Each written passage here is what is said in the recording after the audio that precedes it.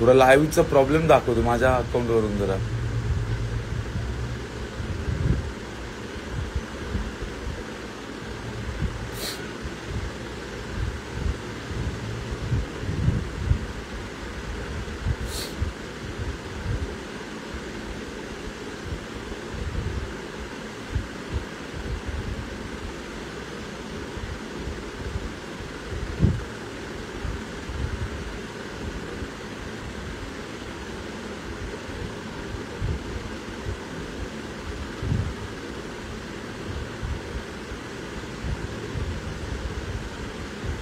नाही ते अरे ऍडमिट होतो मी.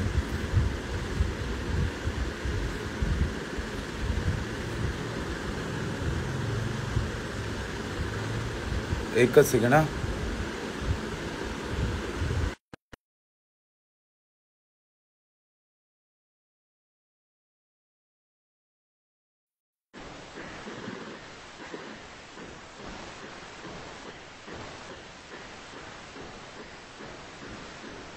Okay all time. हॅलो. आवाज येतोय माझा तुला? हो आवाज येतो येतोय? येतो. तर सुरुवात करू शकतो आपण. येस करूया.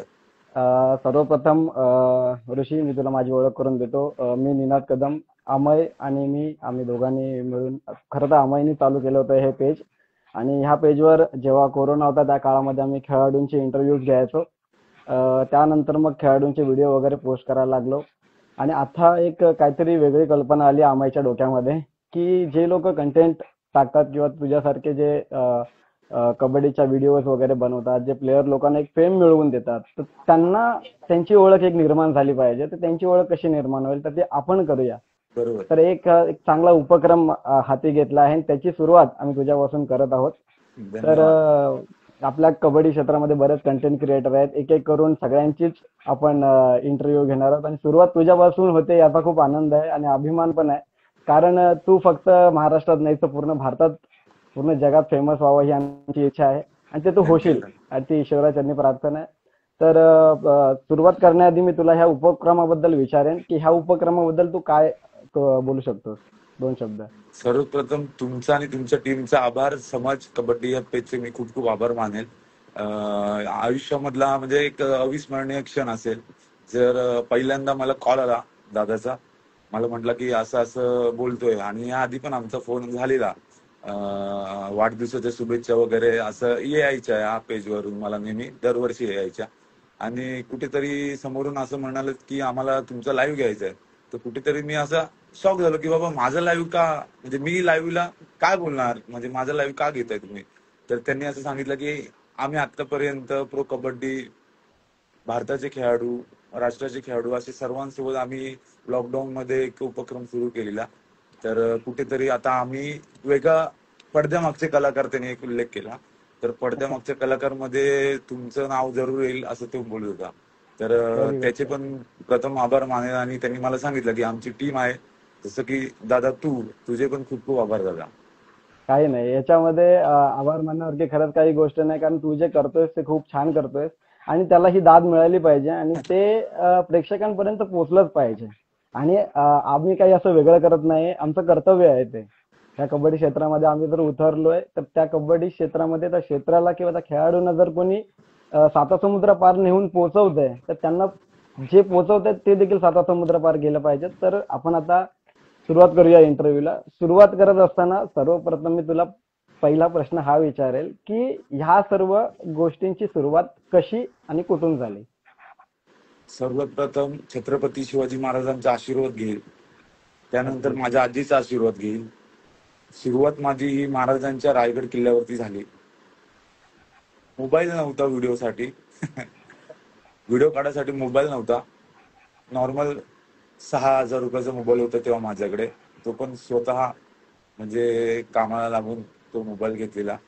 त्या मोबाईलवरती अशीच एक काही अकलूज किंवा अकोला साईडचे छत्रपती महाराजां किल्ल्यावरती काही आलेले. तर त्यांनी एक फोटो काढायला सांगितला. एक फोटो काढताना मला असं मनात आलं की यांचा पण एक व्हिडिओ करूयात. आणि मी त्यांचा रायगड किल्ल्यावरती व्हिडिओ केला आणि तो व्हिडिओ जवळजवळ एका दिवसामध्ये मिलियन क्रॉस झाला तो. मिलियन क्रॉस झालं बापरे. त्यानंतर मग ते लोगो वगैरे नव्हतं त्या व्हिडिओला, नाव वगैरे असं काय टाकलं नव्हतं. पण ती सुरुवात म्हणजे एक सांगायला गेलं तर माझी रायगड किल्ल्यापासून झाली. आणि हा, रायगड किल्ल्यापासून म्हणजे महाराजांचा आशीर्वाद घेऊनच ही सुरुवात झाली आणि आज खरी त्यांच्याच गोष्ट आहे. आशीर्वादाने इथपर्यंत तुमच्या समोर पोहोचलोय. खरी गोष्ट आहे. हळूहळू पुढे भरपूर आयुष्यामध्ये भरपूर गुरु बोलतो आपण एक प्रकारे, गुरु समान भरपूर व्यक्ती मला भेटले, ज्यांनी आजपर्यंत मला कुठल्या गोष्टीला नाही म्हणाले नाही आणि आजपर्यंत मला ते नेहमी सपोर्ट करतात. तर विषय यामध्ये कबड्डीचा घेईल, कारण कबड्डीची सुरुवात ही म्हणजे कबड्डीच्या व्हिडिओची सुरुवात हा, तारीखही लक्षात आहे. 5 मे 2020 लॉकडाऊन होता हा, आणि महाराष्ट्राचा संपूर्ण सर्वांचाच लाडका आणि माझा सुद्धा लाडका निलेश साळुंखे, तुम्हाला माहितीच असेल, नक्कीच शिवछत्रपती सगळ्यांना. पुरस्काराचा मानकरी होता तो. हा, त्या खेळाडूपासून माझी सुरुवात झाली आणि वाटलंही नव्हतं तो खेळाडू आज म्हणजे आज आपल्याला इथपर्यंत पोहोचवेल. हम्म. त्याच्या पुढे भरपूर बरेचसे खेळाडू मला भेटत गेले आणि हळूहळू मी तुम्हाला सांगेल पुढे पुढे प्रत्येक प्लेअरचं सांगेल की मला त्यांनी कशा प्रकारे कसं सपोर्ट केला.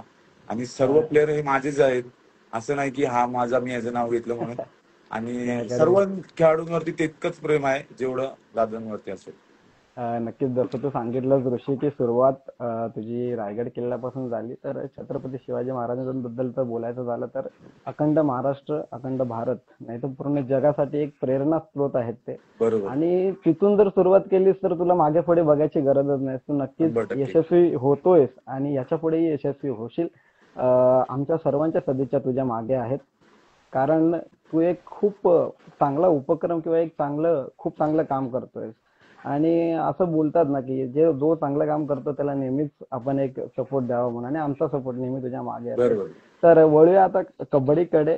कबड्डी मध्ये तू व्हिडिओ बनवायला लागलास, तर ती कबड्डी मधली जी पहिली व्हिडिओ बनवलीस ती कोणाची आणि कशी बनवलीस, आणि कबड्डीची व्हिडिओ बनवायची ही संकल्पना कशी काय तुझ्या मनामध्ये आली?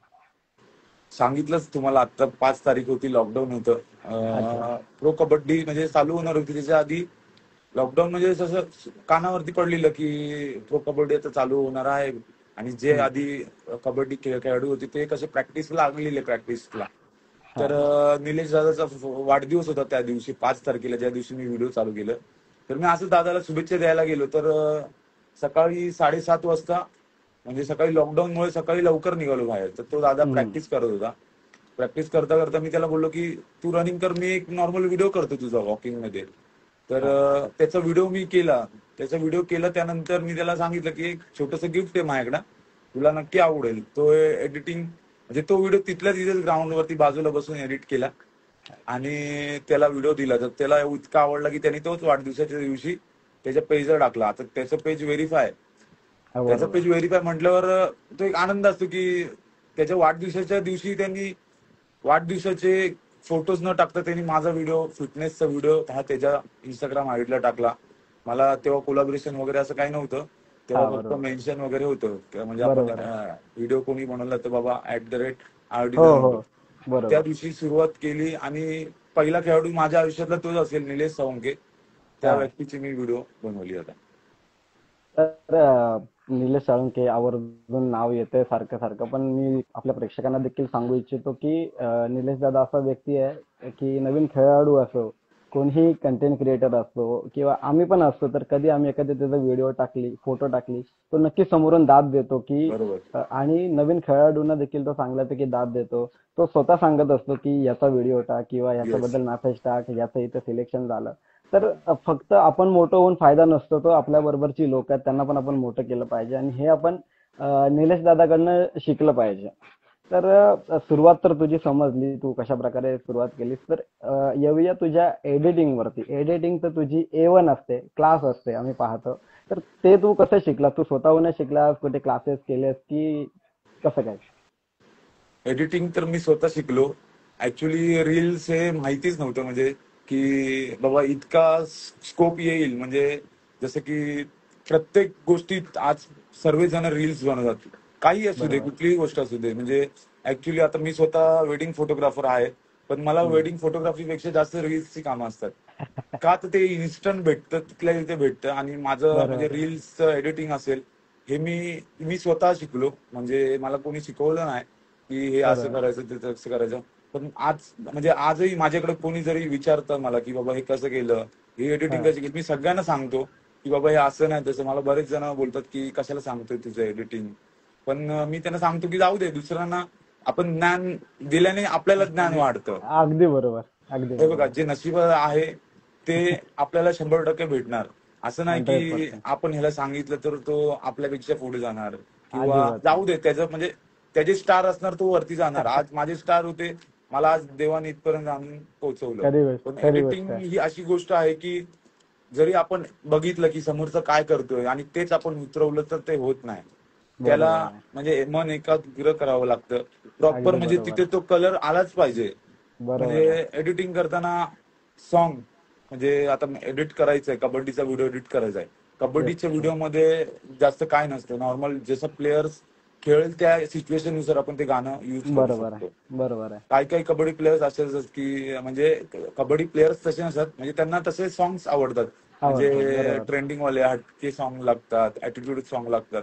पण मला असं वाटतं की त्या व्हिडिओतून आपण दुसऱ्यांना म्हणजे दुसऱ्यांना असं त्रास नाही दिला पाहिजे, म्हणजे हा बाबा याने चांगला असाच संदेश का गेला व्हिडिओ पाहिजे. टाकला, हा व्हिडिओ माझ्या रिलेटेड आहे. आपण बरोबर आहे. नॉर्मल सॉन्ग युज केलं किंवा नॉर्मल म्हणजे कोणतंही जे ट्रेंडिंग चालतंय आता, हिंदी असू दे, मराठी हम्म. असू दे, हम्म. किंवा हम्म. देवाचं असू दे, कुठलंही हनुमानाचं हम्म. असू दे, जास्त ते सॉन्ग चांगलं वाटतात व्हिडिओसाठी. आणि एडिटिंगला बरोबर आहे. जास्त वेळ लागतो. जे पण व्हिडिओ म्हणजे आपल्या म्हणजे बोलतात की माझा व्हिडिओ बनव किंवा हा. आमचा व्हिडिओ कर रे, त्यांना एक गोष्ट नक्की सांगेल, एडिटिंग ही 5 मिनिटाचा खेळ नाहीये. साधी गोष्ट नाहीये. एडिटिंगला कमीत कमी मला स्वतःला तरी एका व्हिडिओला मला 40 ते 45 मिनिट्स एडिटिंगला लागतात. खरी गोष्ट आहे. खरी गोष्ट आहे. तर तुझे आवर्जून उल्लेख करेन मी. तू एक गोष्ट सांगितली तिथे की तुला बरेच जण विचारतात की तू एडिटिंग कशी करतो, तर तू त्यांना सांगून देतोस की असं नाही असं करा येस, किंवा असं करा.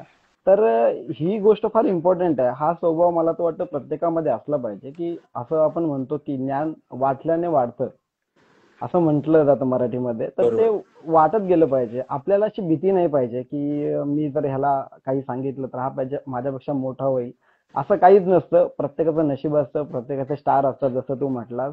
जर त्याचं नशीब खरंच चांगलं असेल तर तो खरंच पुढे जाईल. कारण बरोबर. आणि एक गोष्ट काय बोलतात ना, एक अल्टिमेट फॅक्ट असा असतो की नशिबातलं कोणी हिरावून घेऊ शकत नाही. बरोबर. जे तुझ्या नशिबात आहे ते तुला भेटणार आणि जे त्याच्या नशिबामध्ये आहे ते त्याला भेटणार आहे. बरोबर. तो तो जर मोठा झाला तर तुलाही आनंद आहे. आनंद आहे. हा. आणि आता वळूया पुढे. त्यानंतर जसं तू सांगितलं की सुरुवात निलेश दादापासून झाली. मग तू कबड्डी क्षेत्रामध्ये कशा प्रकारे एंट्री घेतलीस, कसे कसे कोणाकोणाचे मग व्हिडिओ बनवलेस त्यानंतर तू, आणि कसे त्यावर व्ह्यूज लाईक्स यायला लागले, ह्याबद्दल थोडं सांगशील का? नक्कीच सांगेल. व्हिडिओ जसे जसे बनवत गेलो, दादाचे व्हिडिओ बनवले, त्यानंतर सगळे प्लेयर्स कॉन्टॅक्ट मध्ये आले. हा. त्यामध्ये आवर्जून नाव घेईल श्रीकांत जाधव. हा त्यानंतर भेटलेला मला कबड्डी प्लेअर आहे. श्रीकांत दादांनी म्हणजे मला इतकं पुश केलं पुढे की बस रे बस. श्रीकांत दादांनी मला कल्याणवरून पुण्याला शिफ्ट केलं. अच्छा. धन्यवाद दादा. पुण्याला शिफ्ट केलं, पुण्यावरून संपूर्ण प्रो कबड्डीचे जेवढेही स्टार खेळाडू आहेत हे हम्म. माझ्या कॉन्टॅक्ट मध्ये आले. नाव म्हणजे आमचे सर आहेत, नाव नक्कीच घेईल मी त्यांचे, डॉक्टर मनीष परदेशी सर. हे आज आपल्या इंडिया टीमला फिजिओथेरपिस्ट होते, हेड अच्छा. फिजिओथेरपिस्ट. त्यांच्या कॉन्टॅक्टनी, त्यांच्या आशीर्वादाने हे सगळं प्लेयर्स माझ्या कॉन्टॅक्ट मध्ये आले. सगळ्या प्लेयर्सचं मी इंजुरीचा व्हिडिओ करायचो पहिले. ते अच्छा. स्पोर्ट्स पर्सन असल्यामुळे मला इंजुरीचे व्हिडिओ तेव्हा करायला लागायचे की प्लेअर आला, त्याची इंजुरी कशी कव्हर झाली, त्यानंतर हम्म. त्यांनी फिटनेस कसा केला. म्हणजे तिथे सुरुवात, म्हणजे तिथे जास्त एडिटिंग मला तिथे करावी लागली. म्हणजे माझा अच्छा. तिथे हात बसला एडिटिंगला. प्रत्येक हम्म. प्लेअर यायचे, प्रो कबड्डी झाल्यानंतर कोणी इंजर्ड असायचे, तर ते प्लेयर्स त्यांचे इंजर्ड व्हिडिओज मी करायचो. आणि मग बरोबर. हळूहळू त्यांना ते व्हिडिओ आवडायला लागले. मग त्यांनी हा व्हिडिओ त्यांचा कव्हर झाल्यानंतर दुसरे फिटनेसचे व्हिडिओ त्यांनी मला पाठवायला लागले. मग अच्छा. हळूहळू करत करत असे संपूर्ण प्रो कबड्डी प्लेयर्स माझ्या कॉन्टॅक्ट मध्ये आले. धन्यवाद मोहिल, लाईव्हला आल्याबद्दल. आणि तर हळूहळू हा. त्यांना एडिटिंग आवडत गेली.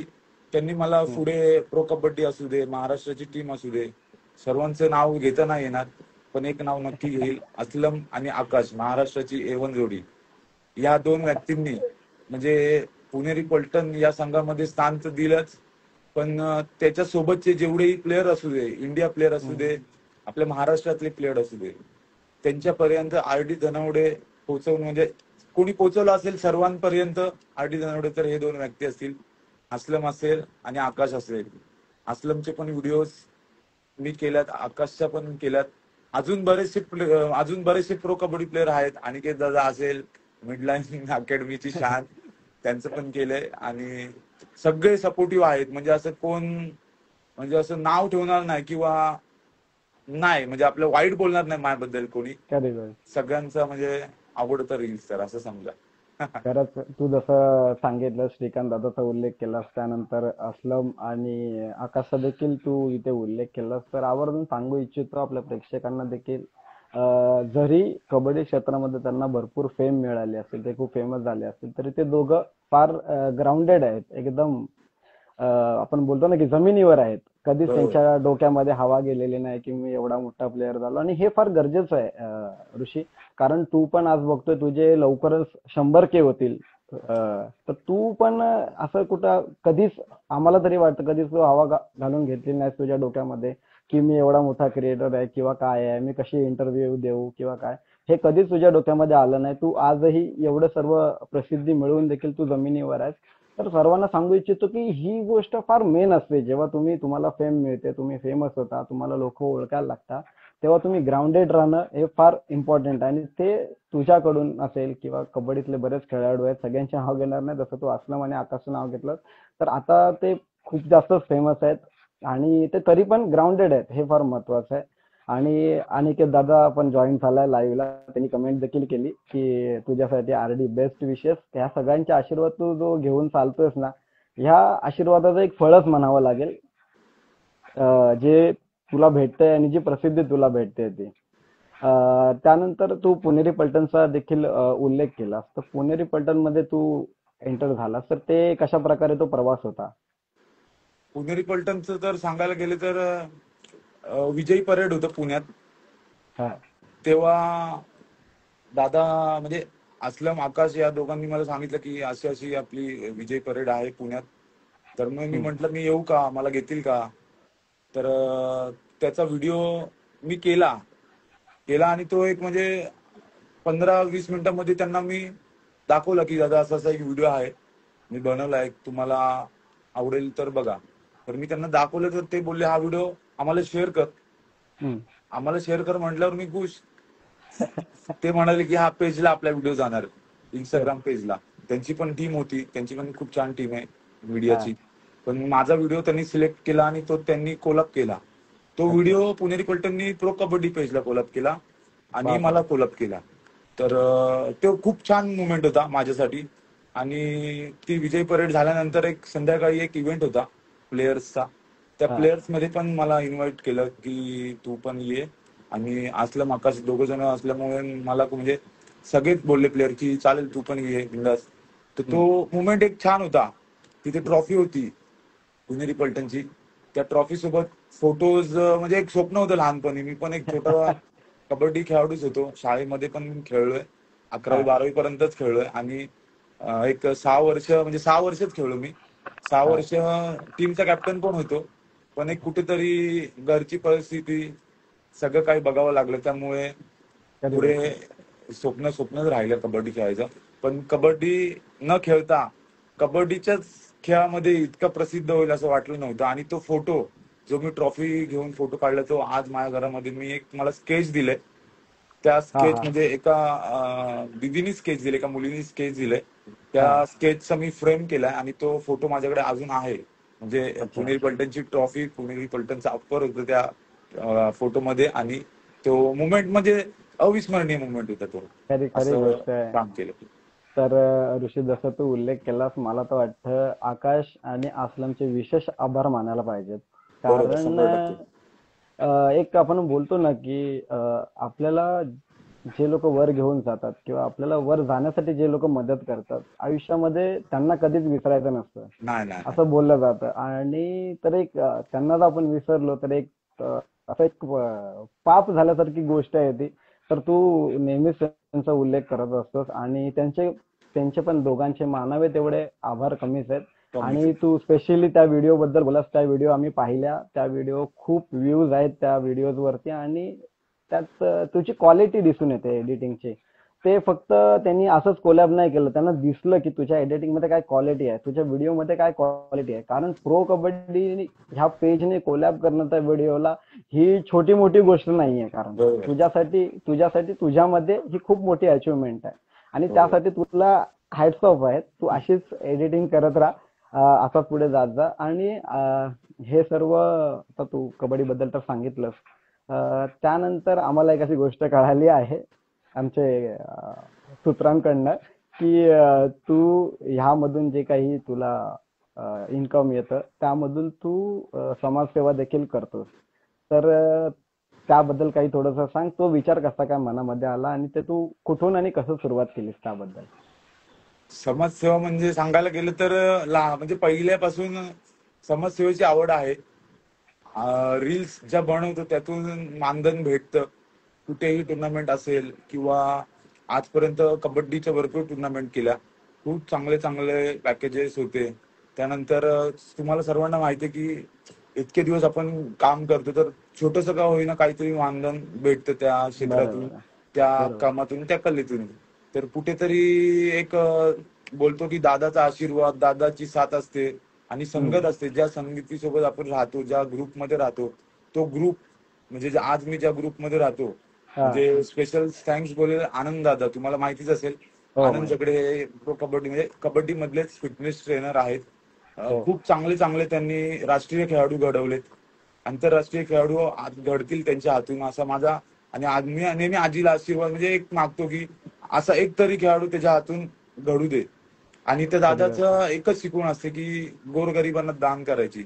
आणि त्याच्याच पावलावर पाऊल ठेवून मी माझ्या कामातून जे पण मानधन येतं त्यातलं एक हम्म. 20% म्हणा, म्हणजे असं 20% प्रॉपर म्हणता नाही, जो खर्च होईल तो मी त्याला तेच सांगतो, तुला किती हवेत मला सांग, मी देतो. म्हणजे असं नाही की 5,000 भेटले तर 2,000 घे, 5,000 घे, पण त्या मुलांना खुश राहू दे. खरी गोष्ट आहे. आज भरपूर जण म्हणजे असं बोलतात की आपल्याला इथे मदत करायची, तिथे मदत करायची, पण जोपर्यंत मी डोळ्यांनी समोरून बघत नाही तोपर्यंत मी मदत नाही करत. आज खरी गोष्ट मी, आहे. दादा मला त्या पारस बालभवन आश्रमामध्ये घेऊन गेला. माझ्या आज हम्म. वाढदिवसाला 5 वर्ष, म्हणजे 5 वर्ष मी तिथे इव्हेंट करतोय वाढदिवसाला. पण अच्छा. कधी असं वाटलंच नाही की मी इतके पैसे का खर्च केले, कशाला केले. म्हणजे आज त्यांना जे लागेल त्या गोष्टी मी त्यांना देतोय. मी त्यांना विचारतो तुम्हाला कसली गरज आहे, काही असू दे, पण ते थोडेसे घाबरतात सांगायला की नको, बरोबर. इतकं मोठं नको, किंवा तूच देतोय तर बाकीच्यांना पण देऊ दे. मग ते सांगायला कसे घाबरायचे. तर दादा मला बरोबर. सांगायचा, ते दादाला सांगायचे, दादा मला सांगायचा. मग छोटी का होईना जेवढं माझ्याकडून करता येईल म्हणजे जेवढं मला करता येईल तेवढं मी त्यांना, आताही नाही पुढेही, जरी माझ्याकडे उद्या काय नक्की. नसलं तरी मी कुठूनही करेल, पण त्यांच्यासाठी करेल. कारण की आज त्यांचा आशीर्वाद इतका मिळालाय की खूप खूप खूप जास्त मिळालाय, म्हणजे शब्द सांगत नाही. नक्की. आणि या नक्कीच. नक्कीच. व्हिडिओच्या, या मुलाखतीच्या मार्फत आनंद दादा तुझं मनापासून आभार मानतो. तू जर आयुष्यामध्ये आला नसतास माझ्या, तर आज मी म्हणजे इतका सक्सेस नसतो. म्हणजे खरी गोष्ट आहे. माझ्या आरटी धनवडे या कार्यामध्ये 80% नाही बोलणार, 90% त्याचा हात आहे माझ्या मागे. खरी असं. गोष्ट. खरी गोष्ट. खरंच ऋषी, ज्याप्रमाणे तू सांगितलंस की तू जे समाजसेवा करतोस, तर आता लाईव्ह आहे, आता बोलतात ना, मोका है दस्तूर भी है. तर मी पण तुला एक शब्द देतो की याच्या पुढे जेव्हा पण तू समाजसेवा करशील तेव्हा एक मेसेज किंवा एक कॉल आम्हाला पण करशील. त्याच्यामध्ये अगदीच आम्हाला जेवढं जमेल, फुल नाही फुलाची पाकळी, आमच्याकडनं पण आम्ही त्याच्यामध्ये थोडासा हातभार तरी नक्कीच लावू, ही मी तुला आज या इंस्टाग्राम लाईव्ह वरती हमी देतो. ह्यानंतर आपण कॉन्टॅक्ट मध्ये ओके. राहूच. जेव्हा पण तू कधी असं समाजकार्य करण्याचा विचार करशील तेव्हा फक्त एक दादा मेसेज. एकच सेकंड, आमचे कल्याणचे एसपी साहेब आहेत, एसपी अतुल झेंडे साहेब. नमस्कार सर, थँक्यू सो मच. तर मी तुला सांगत होतो की जेव्हा पण तू समाजकार्य असं काही करायला घेशील तेव्हा एक एक मेसेज किंवा एक कॉल आम्हाला दे. आम्हाला जेवढं जमेल तेवढी मदत आम्ही आमच्या साईडने करू, आणि तुझ्या त्या समाजकार्यात आमचा थोडासा हात त्याचा कुठे नाम उल्लेख नाही झाला तरी चालेल, काही गरज नाही. फक्त तू होईल जे होईल दादा, करतोस, नक्की होईल. फक्त तू जे करतोस त्याला आमच्याकडून देखील थोडासा हातभार. आता वळूया थोडंसं पुढे आपण. चालेल दादा. आता कबड्डी क्षेत्र झालं. कबड्डी क्षेत्राबद्दल तू जे काही तुला जे प्रसिद्धी मिळाली, तू ज्यांची ज्यांची नावं घेतलीस, तर तर कळालं. पण त्यानंतर तू बैलगाडा शर्यतमध्ये तुझी एंट्री झाली आणि बैलगाड्या शर्यतमध्ये एंट्री होऊन बैलगाडा शर्यतमधले व्हिडिओ देखील आम्ही तुझे पाहतो. 101 व्हिडिओ असतात तुझे. तर बैलगाडा शर्यतमध्ये कशी काय तू येण्याचा विचार केलास किंवा कसं काय एंटर झालास तू, आणि तिथे पहिली व्हिडिओ कोणाची बनवलीस किंवा कोणामुळे तिथे तुला असं एंटर करायला भेटलं, तर त्याबद्दल थोडंसं सांग. बैलगाडा क्षेत्र जॉईन करण्यामध्ये पण कबड्डी खेळाचा मुख्य भाग आहे. पुण्यामध्ये टुर्नामेंट चालू होत्या, पुणे लीग अच्छा. कबड्डी स्पर्धा चालू होत्या. तिथे किरण दादा सांगरे यांनी मला व्हिडिओसाठी बोलवलेलं. तर त्या टुर्नामेंटला मी व्हिडिओसाठी गेलेलो. एक 6 दिवस त्या टुर्नामेंट चालू होत्या. अच्छा. किरण दादांनी व्हिडिओ बघितला, त्यांना आवडला, त्यांनी बोलवून घेतलं मला तिकडे. राहण्याची वगैरे चांगली सोय केली. तर तिथे माझा एक मित्र होता, म्हणजे हम्म. माझ्याच गावातला होता, एक विराज म्हणून होता, विराज वांद्रे. तर हम्म. तो त्यांच्या संघामध्ये तिथे होता प्रॅक्टिसला. महाडवरून तिकडे शिफ्ट झालेला पुण्यात. तर तो अच्छा. असाच मला सहज म्हटला की तुला असं असं बैल माहिती का रे? मी बोललो कोण? तर मला बोललं की बकासूर म्हणून पुण्यातला बैल आहे मुळशीचा. तर मी बोललो हा, मला ना त्या बैलाला भेटायचंय किंवा बघायचंय. अच्छा. तर मी म्हंटल जाऊयात आपण. हा. तर तुम्हाला एक हात पाठ थोडा साईड लावून एक कबड्डी प्लेअर आहे, एक पांडू देवमारे, तुम्हाला माहितीच असेल. हो हो, माहिती आहे. आता त्याचे कमेंट येतात ते, पण आपला विषय थोडा बैलगाडीकडे निघाला. बैलगाडीकडे निघाल्यावर पुढचं सगळं पुढे जाणार बैलगाडीबद्दल. कबड्डी हा. क्षेत्रामध्ये थोडस आपण त्याचा उल्लेख करूयात. नक्कीच. पांडू देवमारेचं मी सांगेल तुम्हाला. हा. म्हणजे एक मूर्ती, लहान आणि कीर्तिमान असा अरे खेळाडू. बापरे. आजही तो आल्याला पाय पडतो, पण त्याला मी सांगतो मी तुझ्यासारखाच आहे. मी तुझ्या इतका मोठा, म्हणजे इतका मोठा नाही की तू माझ्या पाय वगैरे पडशील किंवा काय. पण तो नेहमी मला विचारतो की दादा असं काय आहे किंवा असं काय काय करायचं काय नाही. मी पण त्याला एकच सांगतो, खूप गरीब घरातला आहे. त्याला मी नेहमी सांगतो काही लागलं तरी बिंदास एक मोठा भाऊ म्हणून हक्काने म्हणजे फोन कर. जेवढं करता येईल तेवढं मी करेल. पण मला त्या खेळाडूला मागच्या पण लाईव्हला सांगितलं, ह्या पण लाईव्हला मी सांगतो तुम्हाला, मला त्या खेळाडूला इंडिया प्लेअर झालेलं बघायचं. इच्छा आहे खूप खूप मनातून. आणि खूप 100% तो इतकी मेहनत करतो, त्याच्या इतकी मेहनत कोणीच करू शकत नाही. आत्तापासून म्हणजे लहानपणापासून तो इतकी मेहनत करतोय, इतकी प्रॅक्टिस करतो. म्हणजे त्याला मोबाईलचं काहीच नॉलेज नसेल मला तरी वाटतं. त्याचं जे इंस्टाग्राम आयडी आहे तो त्याचा मोठा भाऊ अच्छा. तो हँडल करतो. पण त्या प्लेअरला मी तर सपोर्ट नेहमी करणार. अजून तुमच्यासारखे माझ्यासारखे अजून कोणी असतील इच्छुक तर त्यांना नक्की सपोर्ट करा. खूप गरीब घराण्यातला आहे. त्याला काही असू दे, मॅट शूज असू दे, स्पोर्ट्स शूज असू दे, ट्रॅक असू दे, शॉर्ट्स असू दे, म्हणजे जेवढं काय करता येईल तेवढं मी त्याला करेल. आणि तुम्हीही करा. नक्कीच नक्कीच. तू कधीही आम्हाला याबद्दल एक फोन, एक मेसेज करू शकतोस. जेव्हा जेव्हा तुला कोणालाही मदत करायची असेल, आमचा पण त्याच्यामध्ये थोडाफार हातभार असेल. आणि ज्याप्रमाणे तू सांगितलंस की तो तुझ्या येऊन पाया पडतो, तर एक म्हटलं जातं की गिव्ह रिस्पेक्ट, टेक रिस्पेक्ट असं म्हटलं जातं. तर मोठ्यांना आदर हा दिलाच पाहिजे, हे त्याचे संस्कार आहेत. आणि संस्कार हे फार खूप इम्पॉर्टंट असतात. आणि त्याचे पण आपण व्हिडिओज पाहत असतो. व्हिडिओज त्याचे तूही एडिट करतोस, त्याचे व्हिडिओज, त्याच्या बरोबर. व्हिडिओजवर देखील मिलियन्स वगैरे एवढे व्ह्यूज जातात. तर तो पण एक चांगला खेळाडू आहे. तर आपण नक्कीच, तू जसा उल्लेख केलास तर त्याची मदत तू म्हटलास तू करतोस. आम्हाला पण कधीही तू बेझिझक कॉल किंवा मेसेज करू शकतोस. आम्हीही त्यामध्ये थोडासा हातभार लावू शकतो. तर आपण होतो बैलगाडा क्षेत्रामध्ये. तर त्याबद्दल तू सांगत होतास, त्यामध्ये कशी काय तुझी एंट्री झाली आणि तू व्हिडिओज कशा काय बनवायला लागलास. वळीवर तिकडे येऊया थोडस. ओके. हा. तो टॉपिक अर्धवटच राहिला.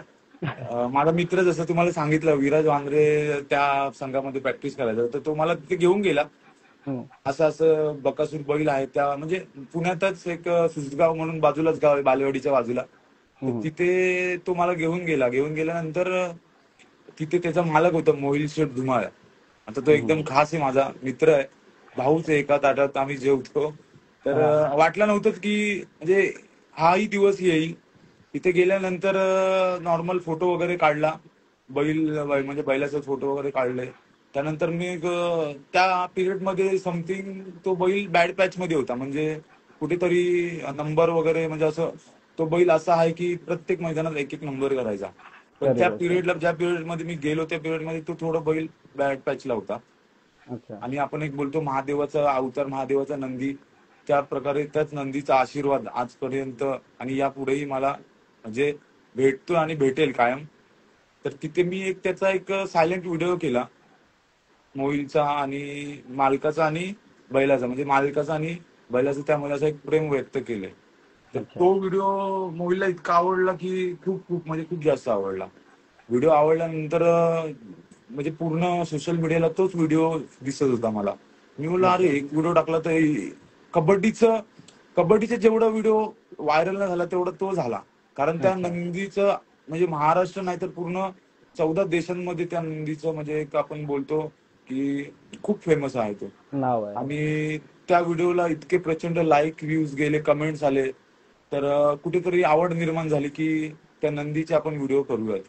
तर खरी त्या गोष्ट. नंदीचा व्हिडिओ केल्यानंतर कल्याणमध्ये आलो. टुर्नामेंट झाल्यानंतर आमच्या इथले काही जवळचे नंदी होते कल्याणमधले. त्यामध्ये मथुर असेल, सोन्या असेल, त्यानंतर असे 2-3 नंदी आहेत. त्यानंतर आमच्या घराजवळचा हरण्या असेल. असे या बैलांचं मी बोललो आता पुण्याला तर आपण जाऊ शकत नाही व्हिडिओसाठी, तर आपण ह्या नंदीचं हम्म. करूयात. खरी तर मग गोष्ट आहे. मी ह्या जवळपास नंदींचे व्हिडिओ केले. अजून अजून त्यात मध्ये आवड निर्माण झाली. आवड खरी निर्माण गोष्ट. झाल्यानंतर इकडे 26 जानेवारीला एक बैलगाडीचं एक बिनजोड मैदान होतं. तर तिथे अच्छा. एक माझा मित्र आहे बंटी म्हणून, तो मला घेऊन गेला. तर तिथे व्हिडिओ बनवल्या. ह्या व्हिडिओपेक्षा त्या व्हिडिओ जास्त म्हणजे जनतेसमोर किंवा लाईक्स आणि व्ह्यूज असं वाढत गेल्या. आणि मग नंतर कुठेतरी असं वाटलं की ह्या व्हिडिओ आपण करूयात. या म्हणजे ह्या क्षेत्रामध्ये जास्त स्कोप आहे व्हिडिओना. आणि कमेंट्स वाचायचो मी मी लाईक्स पेक्षा कमेंट जास्त रीड करायचो की म्हणजे रिस्पॉन्स काय देते पब्लिक. तर बरोबर आहे. त्यांचं एकच असायचं की अशा व्हिडिओ आम्ही कधी पाहिल्या नाहीत, अशा व्हिडिओची बैलगाडी क्षेत्राला गरज आहे. त्यानंतर खरी जे गोष्ट. जे नंदी उजेडत नाहीत त्या नंदींना उजेडात तुम्ही आणताय किंवा एक नंबर करताय तुम्ही कुठला बैल. तर हम्म. त्यांना आपण म्हणजे बोलतो की सोशल मीडिया स्ट्रॉंग हा. झाला आता. पहिले सोशल मीडिया नव्हतं खरी गोष्ट. खरी गोष्ट बंदीच्या आहे. काळामध्ये. तर आता बरोबर आहे. सोशल मीडिया कुठेतरी आलंय. तर रील्सचा जास्त क्रेज हा बैलगाडी क्षेत्रामध्ये दिसून आलाय. म्हणजे जो खरी तो गोष्ट. आजकाल रील्स साठी त्या मैदानात येतोय आणि रील्स बनवून त्याच्या इंस्टाग्राम आयडीला टाकतोय. आणि खरी गोष्ट आहे. असं नाही की माझंच नाही, प्रत्येकाचं कुठल्याही नंदीचा व्हिडिओ बघा त्याला हम्म. 5 ते 10,000 लाईक्स कंपल्सरी असणार. खरी कंपल्सरी गोष्ट आहे. असणार. अशी खरी माझी गोष्ट आहे. बैलगाडी क्षेत्रात सुरुवात झाली. तर आता बैलगाडी क्षेत्राबद्दल विषय तर चालूच आहे. तर मी तुला त्याबद्दल एक प्रश्न विचारू शकतो, की प्रश्न असा आहे, की तुझी आवडती जोडी कोणती आहे? ज्यांनी एखादा किताब पटकावला असेल किंवा हिंद केसरी किताब पटकावला असेल, तर कबड्डी क्षेत्र आपलं बैलगाडा क्षेत्रातील एक तुझी आवडती जोडी कोणती आहे? आवडती जोडी बघा, आता असं जर मी बोललो माझा आवडता बैल हा आहे, माझा आवडती जोडी ही आहे, तर नाही. माझे सगळे नंदी जितका बकासूर मला प्यारी आहे, तेवढे मला सोन्या आहे, तेवढं मला मथुरा आहे, तेवढं मला आरण्य आहे. सगळे नंदी माझ्यासाठी म्हणजे असे म्हणजे सगळे बघा, एक बैल दुसऱ्या बैलासोबत पळतो. कधी कधी हा बैल तिसऱ्या बैलासोबत पळतो. म्हणजे असं बरोबर. सांगणार नाही. सगळे नंदी महाराष्ट्रातले सर्व नंदी माझे लाडकेच आहेत आणि लाडकेच राहतील. तरी पण एखादा आता आपण रिसेंटली पाहिलं की बकासूरने सर्जासोबत एक हिंद केसरी किताब पटकावला. जसंच बाकीच्या पण बैलांबरोबर त्यांनी बरेच किताब पटकावले. तर तशा प्रकारे पाहायला गेलं तर त्याची जी शर्यत असेल किंवा त्याचा एखादा जो किताब असेल, ती शर्यत तुम्हाला जास्त आवडली असेल. एक अशी एक आवडीची शर्यत कोणती आहे की जी तुम्हाला खूप मनापासून आवडली? कोणत्याही बैलाची असेल ती. परवाचीच गोष्ट आहे. हिंदकेसरी मैदान म्हणजे हिंदकेसरी मैदान होतं हे हा. महाशिरसचं. आणि पहिल्यांदाच म्हणजे हिंदकेसरी मैदानात एक नंबर करून मी त्या ठिकाणी होतो. आतापर्यंत अच्छा. एक नंबर केले तर ते सगळे मैदान नॉर्मल होते पण टॉपचे होते सगळे. पण अच्छा. हिंदकेसरी मैदानात बक्याने एक नंबर केला. ही गोष्ट कुठेतरी म्हणजे असं वाटतं. छोटीशीच गोष्ट सांगेल तुम्हाला.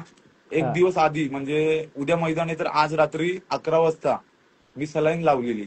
मला बरं बापरे. नाही वाटत आहे ऍक्च्युली, आता पण बरं नाहीये. पण ठीक आहे म्हणजे आहे गोळ्या औषधं घेऊन आहे. अच्छा. रात्री 10:30 ला मी दवाखान्यात गेलो. थोडं त्रास होत होता मला. सलाईन लावली. सलाईन लावल्यानंतर उद्या मैदान आहे आणि 1 तासांनी मला निघायचंय रात्री पंढरपूर माळशिरसला. तर सलाईन लावल्यानंतर माझी गाडी आहे, तर मी गाडी चालवू नाही शकत. माझी तेवढी कॅपॅसिटी नव्हती की मी बरोबर. एवढी गाडी चालवू शकेल. पण कुठेतरी मनात इच्छा होती की मला जायचंच आहे. आणि का माहिती असं का वाटलं की बक्या 1 नंबर करेल, पण मी जाणार त्या मैदानात. म्हणजे किती त्रास होईल मला, पण मी जाणार असं माझ्या मनात होतं. आणि कुठेतरी देवाने पण साथ दिली. मित्राच्या रूपात म्हणजे एक गाडीवाला मला एक बोलला की मी गाडी चालवतो, तुझी काय टेन्शन घेऊ नको. आपले सुरेंद्र भाऊ आहेत, भुंगा बैलाचे मालक, त्यांनी अच्छा. मला मदत केली. ते मला म्हणाले की भाऊ या तुम्ही, आपल्याकडे माणूस आहेत, तो तुमची गाडी सुखरूप आणून घरापर्यंत पोहोचेल तुम्हाला. सलाईन लावली, 2 तास 2 बॉटल सलाईन लावल्या. 2 इंजेक्शन घेतली. डॉक्टरनं सांगितलं, डॉक्टरांना पण मी खोटं सांगितलं की माझं असं असं शूट आहे. त्यांना सांगितलं बैलगाडीला चाललोय. त्यांनी मला पूर्ण तंदुरुस्त केलं. त्यानंतर 1 तासाने मी 11:30-12 वाजता रात्री म्हणजे दवाखान्यात आलो, जेवण केलं, गोळ्या घेतल्या आणि हा. आईला पण सांगितलं. आई वगैरे बोलत होती नको जाऊ, पण मी त्यांना सांगितलं की एक मैदान जाऊ द्या, याच्या पुढे मी नंतर जाणार नाही बरं नसेल तर. गेलो, व्यवस्थित पोहोचलो तिकडे, झोप वगैरे झाली आणि बक्याला भेटलो. दर्शन घेतलं, सगळे नंदी होते तिथे, आवडते. आणि जसा गट पास झाला, म्हणजे पहिला गट पास होतो, नंतर सेमी पास होते, नंतर फायनल होते. बरोबर. बरोबर. फायनलला सगळे माझे आवडते माझे बैल, सगळे नंदी माझे आवडते होते. मथुर होता, बकासूर होता, भुंगा होता, गोडचा सर्जा होता. सगळे म्हणजे महाराष्ट्रातले जे टॉपचे नंदी आहेत, जे सोशल मीडियाला धुमाकूळ घालतात, जे पण कोणी आहेत सगळे. पण एक कुठेतरी खंत वाटली की बकासूरच्याच गाडीमध्ये आमचा कल्याणचा हारण्या होता. म्हणजे हारण्या आणि सर्जा होता. ती गाडी 2 नंबरला उतरली. पण त्या गोष्टीचं म्हणजे वाईट वाटतं थोडं. पण बकासूरने 1 नंबर करावा ही संपूर्ण महाराष्ट्राची इच्छा होती, पेडगावची. अच्छा. पेडगावला तो इतिहास हारण्याने रचला. बघा, हो. प्रत्येक वेळेस एकच नंदी कुठे म्हणजे असा टॉप असतो, पण प्रत्येक हा. गोष्टीमध्ये एकच नंबर नाही येऊ शकत. कुठेतरी बरोबर आहे. खरी खेळ गोष्ट आहे, आहे. हार जीत तर होते. पण खरी गोष्ट प्रत्येकाची आहे. इच्छा होती की बकासूरने 1 नंबर करावा आणि तो खरी 1 गोष्ट आहे. नंबर माळशिरस मैदानात त्यांनी केला. खरी गोष्ट आहे. इतका खुश म्हणजे सलाईन लावलेली असं वाटलंच नाही. एकदम फिट, म्हणजे गोळ्या बिळ्या काहीच घेतल्या नाही त्या दिवशी. म्हणजे एकदम फिट झालो. म्हणजे खरे. कुठेतरी असं भरून आलं की माळशिरस मैदानात बक्याने कधीच 1 नंबर केला नव्हता. आणि मोहिलने बोलतो आपण की सांगून 1 नंबर केला, तर तो मैदान. आणि खूप खुश होती टीम, खूप छान वाटलं.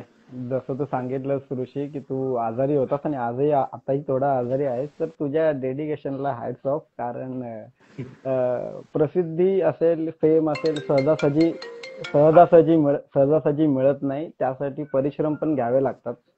तर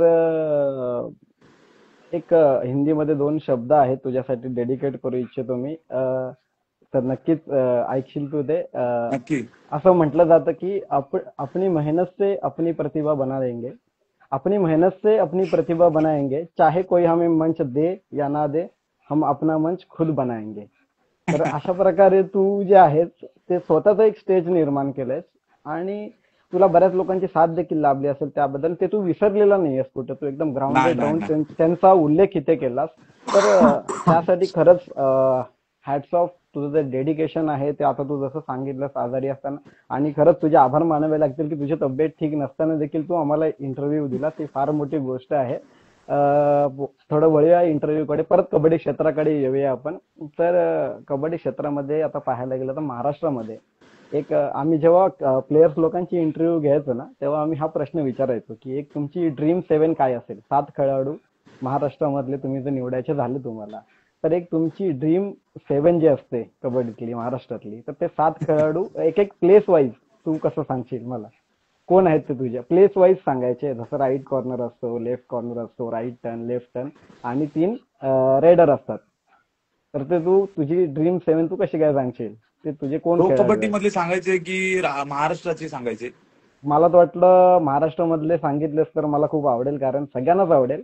आणि माझा प्रश्नच हा आहे की तू महाराष्ट्रामधले 7 खेळाडू सांगावे. ओके. खरं सांगतो, सध्या कबड्डी म्हणजे असं ना की कबड्डीला मी विसरलोय किंवा काय, पण हा. भरपूर प्लेयर्स आहेत, सर्व माझे दादा. त्यामुळे असं ड्रीम 7 टीम बनवताना खूप अवघड आहे माझ्यासाठी. पण नक्कीच नाव घेईल. हा. राईट कॉर्नरला दादासो पुजारी घेईल मी.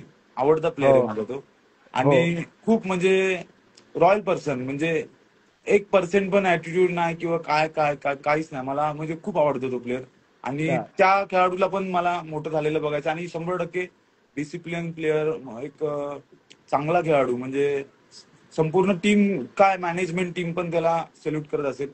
त्याच्यासारखा प्लेअर किंवा त्याच्यासारखा खेळाडू नाही. आणि माझा आवडता खेळाडू तो असेल.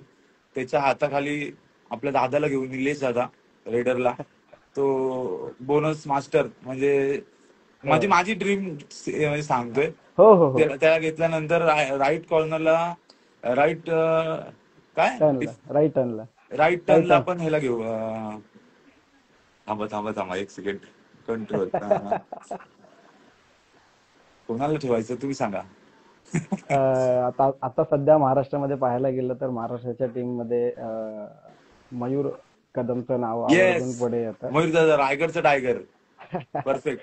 मी थोडं मयूरचं. राईट आणि लेफ्ट कॉर्नर, म्हणजे नक्की तेच आहेत का, त्यामुळे मी हा कन्फ्युज आहे. हा नाही कारण नाही, कसं आता मी मयूर मदत कदमच्या करेल जागी तुला मी नक्कीच. संकेत दादाला टाकणार होतो. पण संकेत दादा लेफ्ट तर टर्न, लेफ्ट लेफ्ट टर्नला टर्न होतो. आहे. सेंटरला आपण त्याच्याकडे असलमला ठेवूयात. सेंटर येस असलमला, बिलकुल. असलम तर महाराष्ट्राची शान. येस त्यानंतर संकेत दादा, त्याच्या बाजूला संकेत दादा येईल. येस संकेत दादाच्या बाजूला नाशिक जिल्ह्याची आनबन शान आकाश शिंदे. येस. आकाश दादाला घेऊयात. हा, आणि राहिला कोण? Left corner. Left corner. Left left corner corner. तुम्ही सांगा आता, तुमच्या आवडतीचा घ्या. नाही नाही, तुम्ही तुझी कोच आहात. टीम सांग. तू सांगू शकतोस, काही नाही, लेफ्ट कुठल्याही प्लेअरचं नाव सांगू शकतोस एक कोणाला तुझ्या कोणाला आवडीचं. कोणाला ठेवू तुम्ही सांगा. मला ते ऑप्शन द्या ना, ABCD. नक्कीच, कारण गेले काही वर्ष मी देखील पाहिलं की चौडा किंग म्हणून त्याचं नाव महाराष्ट्रामध्ये फेमस झालं आणि महाराष्ट्र टीम मध्ये देखील त्याचं सिलेक्शन झालं होतं. किरण मगर, शंभर यू मुंबामध्ये देखील त्याचं सिलेक्शन झालं होतं. आणि मी बऱ्याच त्याच्या मॅच देखील पाहिल्या. जो सुरेंद्र नाडा ज्याप्रमाणे होता बरोबर यू मुंबामध्ये, जसे जी स्किल होती त्याची अँकल होल्डची, तशी स्किल बरोबर. आपल्याला त्याच्याकडनं पाहायला मिळते. तर आपण किरण दादाला तिथे ठेवूया. तर अशा प्रकारे शंभर तुझी टक्के टीम टीम पूर्ण झालेली आहे. नाही, किरण किरण मगर चांगला प्लेअर आहे. माझा मित्रच आहे चांगला, म्हणजे कधी कुठेही, म्हणजे रॉयल पर्सन, आवाज हा, देणार, विचारपूस करणार, त्याने काय हवंय काय नको. म्हणजे पुण्यात गेल्यानंतर म्हणजे राहण्याची अडचण किंवा खाण्यापिण्याचं म्हणजे असं काय प्रॉब्लेम, म्हणजे प्रत्येक गोष्टीमध्ये विचारणार. चांगला प्लेअर, देऊया आपण अरे वा. त्याला नक्कीच. हो, अशा प्रकारे तुझी ड्रीम सेव्हन जी आपण पाहिली, ड्रीम सेव्हन सगळ्यांना आपण सांगितली. तर आता एक आवर्जून उल्लेख करू इच्छितो, जेवढे फॉलोअर्स ही व्हिडिओ पाहतात किंवा बाकीचे पण जे काही लोक आहेत, त्यांना मी एक आव्हान करू इच्छितो या लाईव्ह मधून की ऋषीचे लवकरात लवकर आपण 100K करावेत. नाईन्टी नाईन स्वप्न पॉईंट आहे, थ्री स्वप्न. 99.3 झालेले आहेत. मी दुपारीच पाहिलं. तर लवकरात लवकर 100K झाले पाहिजेत. आनंद आहे, खूप जास्त आनंद आहे आम्हाला. आणि कायम तुझ्या पाठीशी आम्ही आहोत आणि कायम तुला सपोर्ट असेल. तू कधीही नक्की. काही गरज लागली, काहीही कुठेही समाजसेवा करत असतील तर कधीही आम्हाला एक फोन, एक मेसेज कधीही करू शकतोस, जेव्हा कधी तुला मदत लागेल. आणि कायम तुझ्या पाठीशी राहू, कायम तुला सपोर्ट आहे. खूप प्रगती कर, खूप यश मिळव. आता जाता जाता तुला अजून एक प्रश्न विचारेल की आता जाता जाता हा जो आमचा उपक्रम आहे किंवा आमच्या या पेज बद्दल, आमच्या टीम बद्दल 2 शब्द काय सांगशील? अविस्मरणीय मी मगाशी सांगितलं.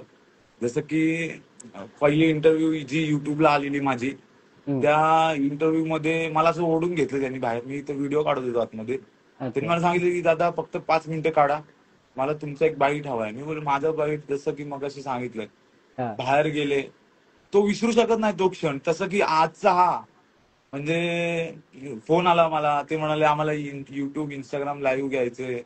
मग आम्ही तुमचं एक पोस्टर बनवून अपलोड करू, मग तुम्ही ते हम्म, कोलॅबोरेशन करा. असं अच्छा कुठेतरी चांगलं वाटलं की आतापर्यंत भरपूर कबड्डी प्लेयर्सचे इंटरव्ह्यू मी आहे स्वतः व्ह्युअर्स असायचो. अच्छा. असं विचार करायचो की कधी आपण असं, आपला कधी असं कोणी इंटरव्ह्यू घेईल किंवा कधी कोणी असं मुलाखत घेईल. तोही दिवस, म्हणजे मी जे जे स्वप्न किंवा जे जे विचार केलेत की हा, माझ्यासोबत कधी असं होईल, त्या त्या गोष्टी मला भेटल्यात आणि त्या गोष्टीसाठी मी प्रयत्न केलेत.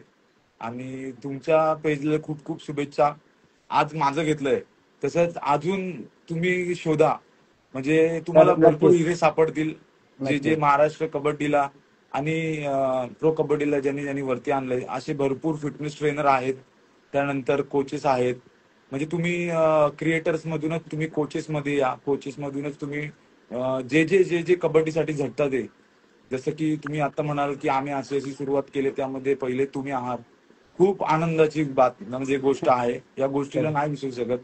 आणि तुमच्या पेजला, तुमच्या टीमला माझे शुभेच्छा नेहमी असणार. कधी काही म्हणजे इंस्टाग्राम स्टोरी किंवा काही टाकायचं असेल, कोलॅबरेशन करायचं, बिंदास करा. 5 ते 10 सेकंड मध्ये तो कोलॅबरेशन उचलणार, हा माझा शब्द आहे. नक्कीच नक्कीच ऋषी, कारण असं एक असतं नाही का की लोकांमध्ये, लोकांच्या मनामध्ये एक संभ्रम असतो की हे लोक सगळे क्रिएटर आहेत, तर यांचा एकमेकांबद्दल द्वेष असेल किंवा बरोबर. एकमेकांना आवडत नसतील, तर ही जी म्हणजे एक मिसअंडरस्टँडिंग बोलतो ना आपण, ती मिसअंडरस्टँडिंग मी व्ह्युअर्सच्या डोक्यातून यांना काढण्याचा प्रयत्न करतो. कारण असं बरोबर. काहीच नसतं, आम्ही फार एकत्रच राहतो. तर आवर्जून नाव घेऊन घ्यायचं झालं तर दिनेश दादा आहे, दिनेश घाडीगावकर आहेत. त्यानंतर बरोबर. कबड्डी क्लबचे सिद्धू रुके आहेत. त्यानंतर कबड्डी 360चा स्निखिल दादा आहे. कबड्डी लाईव्ह, कबड्डी बॉय, हे सगळे क्रिएटर खूप चांगले क्रिएटर आहेत. त्यांचे बरोबर. फॉलोअर्स देखील खूप आहेत.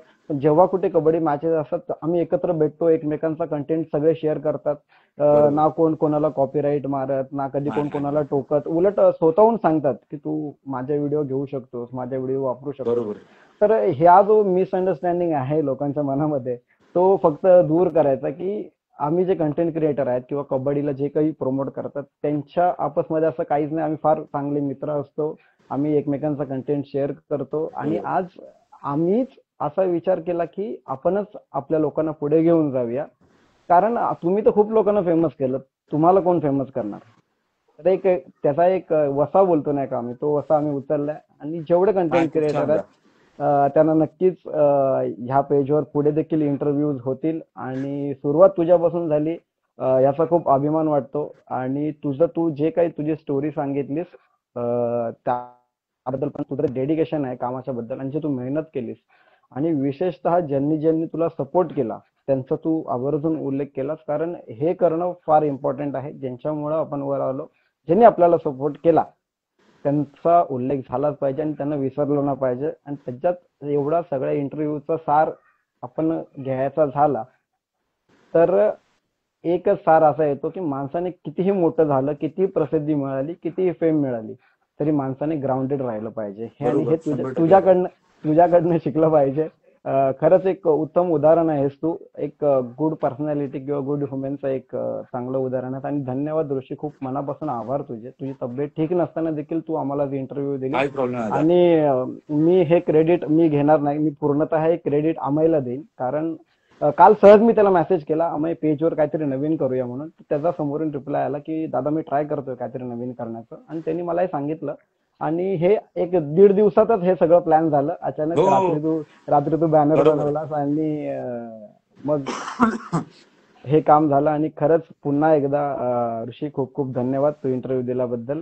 आणि आमच्या टीम कडून तुझ्या मनापासून आभार. आणि तू खूप यश मिळव, खूप फेम मिळव, खूप फेमस हो. आणि ही जी लाईव्ह एंड होईल, ही लाईव्ह तू नक्की शेअर कर नक्की नक्की. आणि कोलॅबरेशनला इन्व्हाइट कर. ओके. 100% दादा. धन्यवाद. थँक्यू. धन्यवाद ऋषी. सर्वांचा आभार. असंच प्रेम राहू द्या, दादावरती, नक्कीच. माझ्यावरती, दादाच्या पेजवरती आणि माझ्या पेजवरती.